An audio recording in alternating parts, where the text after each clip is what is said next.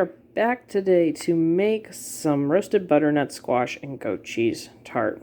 And this is the first time I've ever made a tart, so we're gonna need eggs, goat cheese, pumpkin seeds, a red onion, some flour, some sesame seeds, some roasted red peppers, a butternut squash, some butter, some kale, water, black pepper, cream, olive oil, and last but not least, vinegar.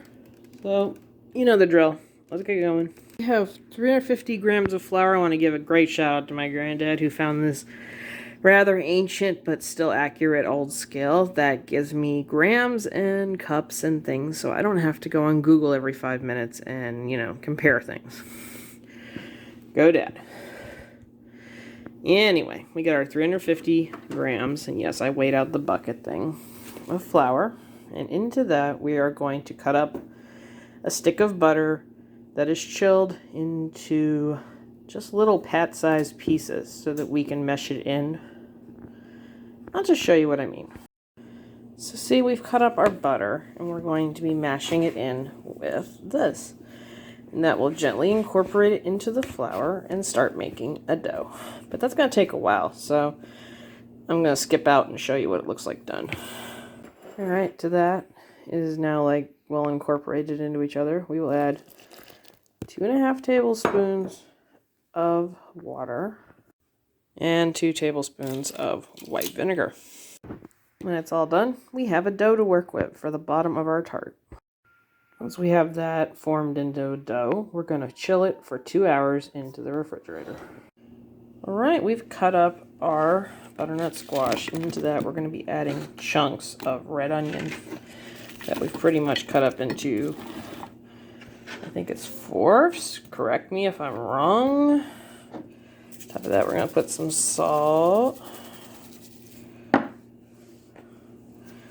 I'll put some pepper.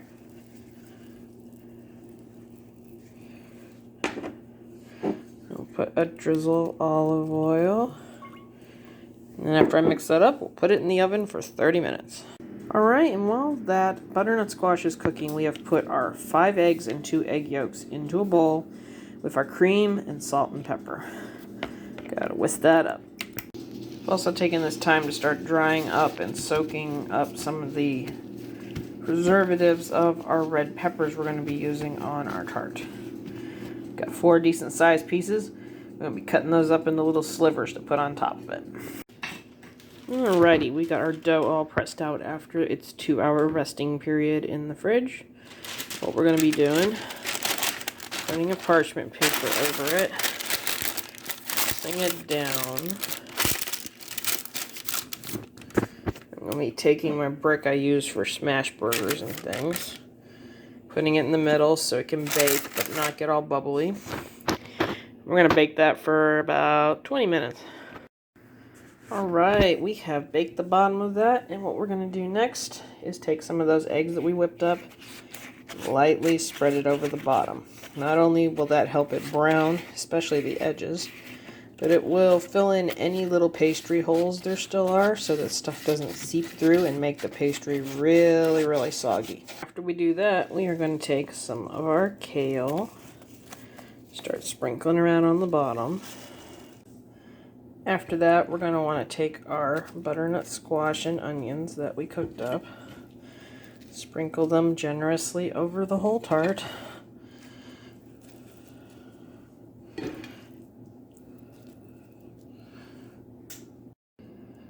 Next, we are going to be putting strips of that red pepper that we cleaned off in with it.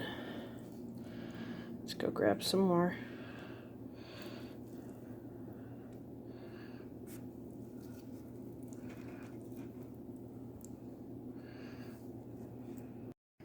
Once that's incorporated all over the top, we're going to be sprinkling our goat cheese. And last but not least, we're going to be pouring our egg mixture into the tart.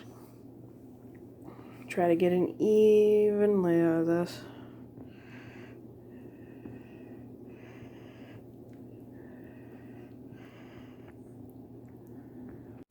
And once that egg is all covering the vegetables, we're going to put it back into the oven, about 375 for about 20 minutes.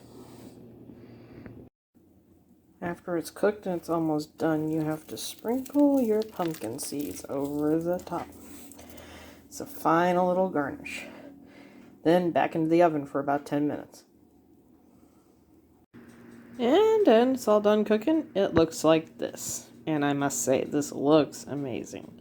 So let's just hope it tastes as good as it looks. Well, after having it for dinner and serving it to friends and loved ones for dinner, everybody agrees that the tart is amazing. It has like a perfect blend of slightly sweet with the goat cheese and pumpkin seeds, and then just nice savory the rest of the way with the onion and the eggs. Of course, my demonic bird claw has to go off.